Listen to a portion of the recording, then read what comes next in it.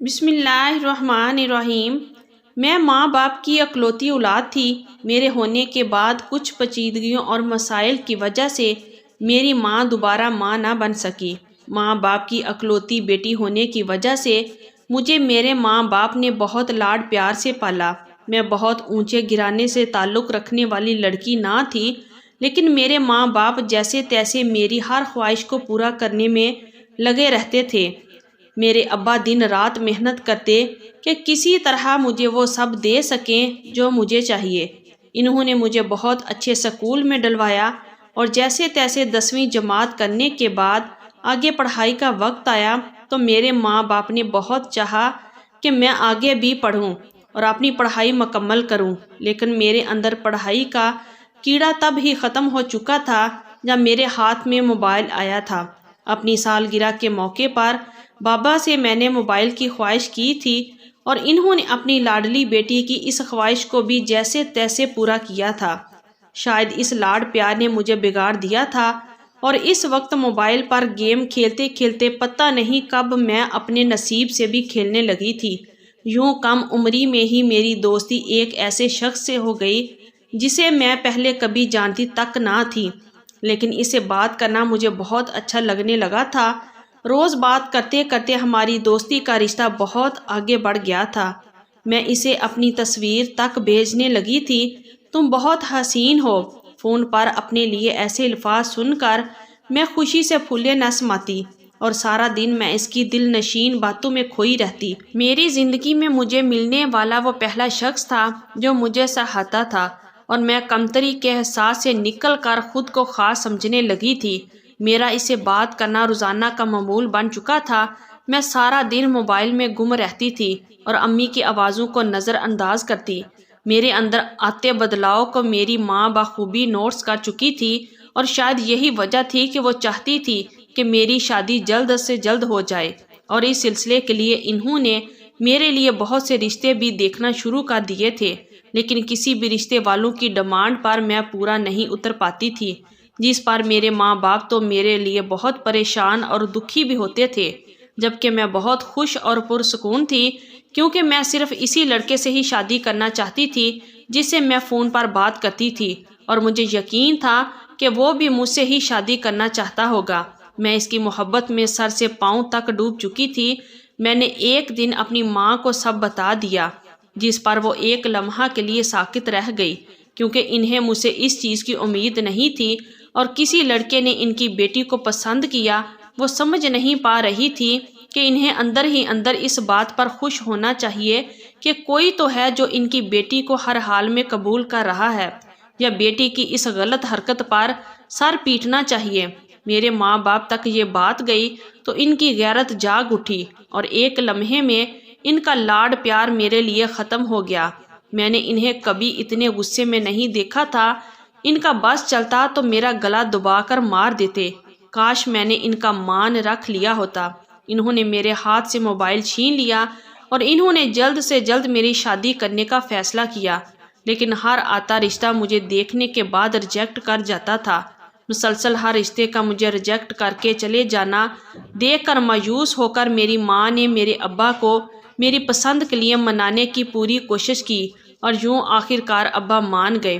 تھک ہار کر ابا نے کہا کہ بلاؤ اس لڑکے کو، تمہیں میں رخصت کر رہا ہوں، پھر کبھی تمہاری شکل نہیں دیکھوں گا۔ اور خوشی سے میں نے اس لڑکے کو ویڈیو کال ملائی اور اسے بتایا تو وہ ہنستا ہوا کہنے لگا کہ میں ابھی اتنی جلدی شادی نہیں کرنا چاہتا۔ یہ سن کر میں غصے اور دکھ کی ملی جلی کیفیت میں آ گئی اور اس سے پوچھا کہ کیا تم مجھ سے محبت نہیں کرتے؟ میرا دل اب ڈرنے لگا تھا۔ اس نے کہا ایسی بات نہیں ہے، میں تم سے بہت محبت کرتا ہوں، لیکن میں ابھی اپنے پیروں پر کھڑا ہونا چاہتا ہوں، کچھ بننا چاہتا ہوں، پھر شادی کا ارادہ کروں گا، اور جب ارادہ کروں گا تو سب سے پہلا خیال تمہارا آئے گا۔ یہ سن کر میرے دل کو کچھ اطمینان ہوا اور پھر کچھ باتوں کے بعد اپنے موبائل کو میز پر رکھ کر میں اس کو اپنے کپڑے دکھانے لگی کہ آج کون سے رنگ کا جوڑا زیب تن کروں یا کیسا جوڑا پہنوں، کیونکہ آج میں بہت خوش تھی اور خود کو اچھے سے تیار ہو کر اس کو دکھانا چاہتی تھی۔ ایک جوڑا سلیکٹ کرنے کے بعد دور کھڑی جب میں جوڑا رکھنے کے لیے مڑی تو موبائل سے اس کی حیران کن آواز پڑی، سامنے جانا، چلو مڑو، اب میری طرف آؤ۔ ماتھے پر بل ڈالے میں نے اس کی آواز سنی، پر اس کے عجیب لہجے میں پوچھے گئے سوال سے میرے دماغ میں گھنٹیاں بجنے لگی۔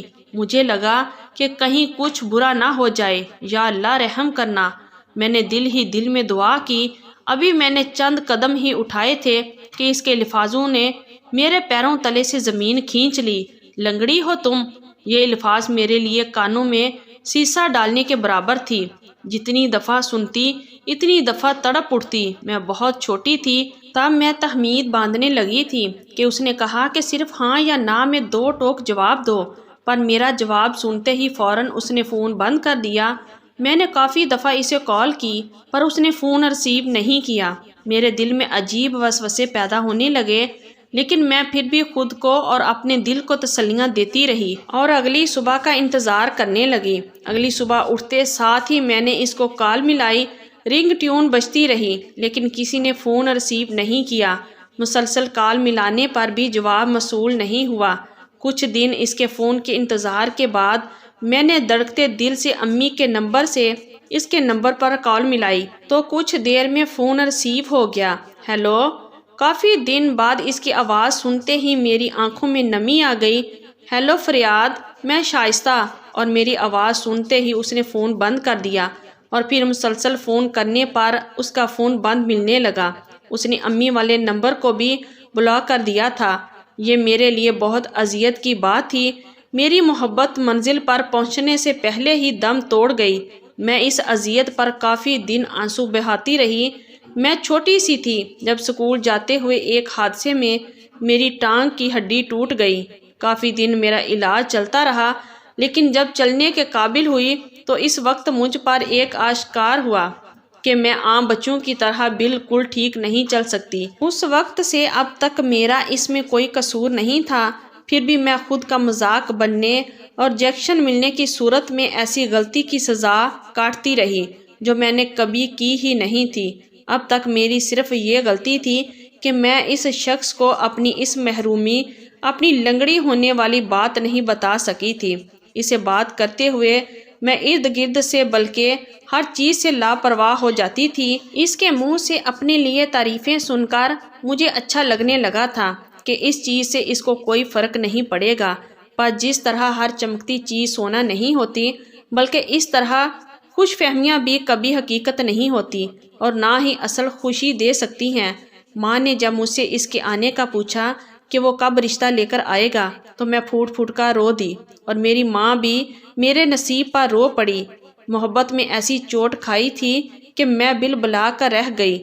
بیٹیوں کے لاڈ اٹھانے والے ماں باپ، ان کو ہر چیز ان کی پسند سے خرید کر دینے والے ماں باپ بس بیٹیوں کو ان کی پسند کے اچھے نصیب نہیں دے سکتے۔ زندگی کا پہیہ سانسیں چلنے تک کبھی رکتا نہیں، اور میری زندگی بھی کسی کے جانے سے رکی نہیں تھی۔ کچی عمر کی نادانی کا روگ لیے اور محرومی کا احساس لیے میں اداسی کا مجسمہ بنی زندگی کا سفر کاٹنے لگی تھی۔ دوسری طرف میری ماں نے میرے لیے پھر سے رشتے ڈھونڈنے شروع کر دیے۔ اس بار رشتے والی آنٹی میرے لیے 20 سال بڑے ایک بوڑھے شخص کا رشتہ لائی اور انہوں نے میرے لنگڑے ہونے پر بھی کوئی اعتراض نہ کیا، لیکن میری شادی سے پہلے ہی ابا ایک حادثے میں دنیا چھوڑ گئے۔ یہ میرے لیے کسی قیامت سے کم نہیں تھا، اور ابا کے مرنے کے 10 دن بعد اماں بھی ان کی جدائی برداشت نہ کرتے ہوئے دنیا سے چلی گئی۔ اب میں اکیلی رہ گئی، میرے پاس سوائے دکھوں کے اور کچھ نہ تھا۔ میں پتھر ہو چکی تھی۔ میرے دور کے ایک چچا تھے جس نے میرا نکاح اس شخص سے کروا دیا جو ابا نے میرے لیے پسند کیا تھا۔ میرا یہی نصیب تھا کہ میری شادی اس کے ساتھ کروا دی جائے، اور میں کم عمری کی غلطیوں اور محرومی کا دکھ پچھتاوا لیے اپنے سسرال آ گئی۔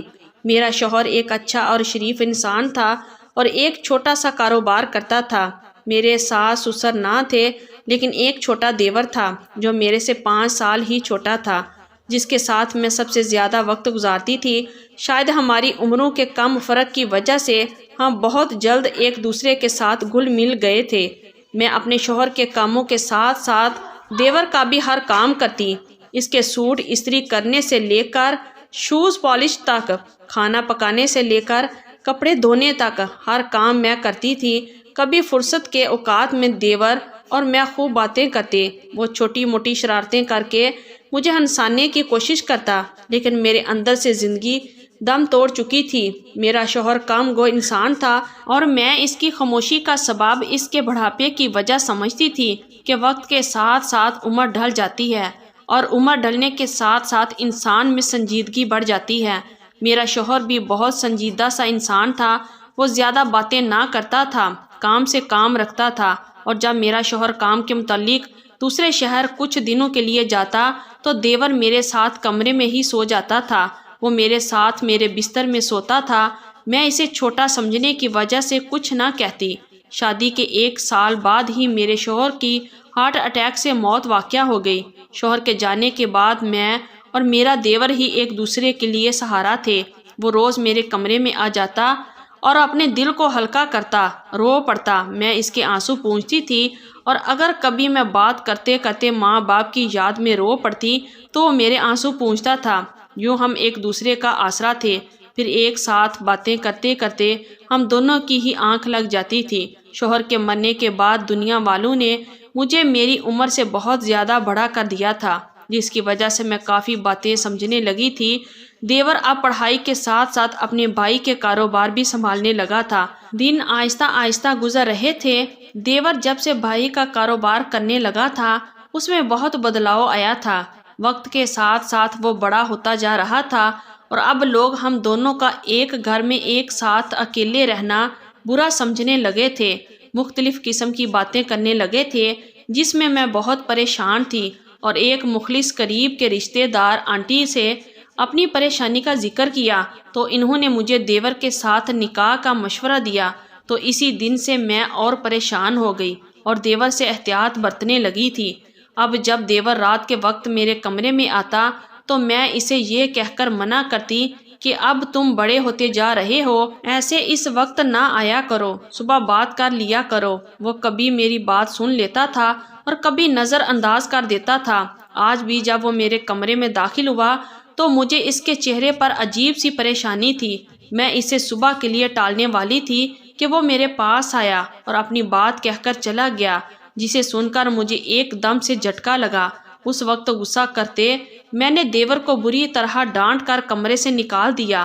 اگلی صبح میں دیور کو دیکھ تک نہیں رہی تھی اور اسے نظر انداز کرتی سارے گھر کے کام سر انجام دے رہی تھی، لیکن شاید میرا نصیب دیور ہی تھا کہ وہی رشتہ دار آنٹی آ گئی اور نعمان کے ساتھ لوگوں کی وہ باتیں جو تہمت کی شکل میں میرے لیے تھی وہ سب بتانے لگی، اور آخر میں اپنے مخلصانہ مشورے سے بھی نواز گئی، جس پر غور و فکر کے بعد دیور نے پھر مجھ سے شادی کا ذکر کیا اور رشتہ دار آنٹی کے ذریعے مجھے منا لیا۔ میں روتی دھوتی تمام باتوں کو سمجھتی مان گئی۔ یوں میری شادی رشتہ داروں نے میرے دیور کے ساتھ کروا دی۔ بالشبہ دیور میں کوئی برائی نہیں تھی، وہ میری آنکھوں کے سامنے جوان ہوا تھا اور وہ مجھے ہر طرح سے قبول کرنا چاہتا تھا، اور اس نے مجھے قبول بھی کر لیا۔ ہماری زندگی کے ورق آہستہ آہستہ پلٹتے رہے اور زندگی کا یہ پٹڑی سے اترا سفر دوبارہ پٹڑی پر چڑھتا اپنی منزل کی طرف رواں دواں ہو گیا۔ لیکن آج بھی جب مجھے اپنی پہلی محبت یعنی پہلی غلطی کا خیال آتا ہے تو میں رو پڑتی ہوں۔ میرا نصیب نہ تو میری پہلی محبت تھی، نہ میرا پہلا شوہر، بلکہ میرا نصیب تو میرا دیور نعمان تھا، جو اب میرا شوہر تھا۔ وہ میری ہر پسند ناپسند سے واقف تھا اور مجھے خوش کرنے کے لیے نئے نئے طریقے ڈھونڈتا، اور آج بھی اپنے اس گناہ کی معافی مانگتی ہوں جو میری نظر میں کبھی محبت تھی، جو میں نے ماں باپ سے چھپا کر کی تھی۔ لیکن سچی محبت تو وہی ہوتی ہے جس میں مرد آپ کا ہاتھ تھام کر نکاح کرے۔ بے شک اللہ نے نکاح میں بڑی طاقت رکھی ہے۔ تو یہ تھی ہماری آج کی سٹوری۔ اگر آپ لوگوں کو اچھی لگی ہے تو پلیز ویڈیو کو لائک کیجئے اور ہمارے چینل کو بھی سبسکرائب کیجئے، اور کمنٹ باکس میں اپنی رائے کا اظہار ضرور کیجئے۔ شکریہ۔ اللہ حافظ۔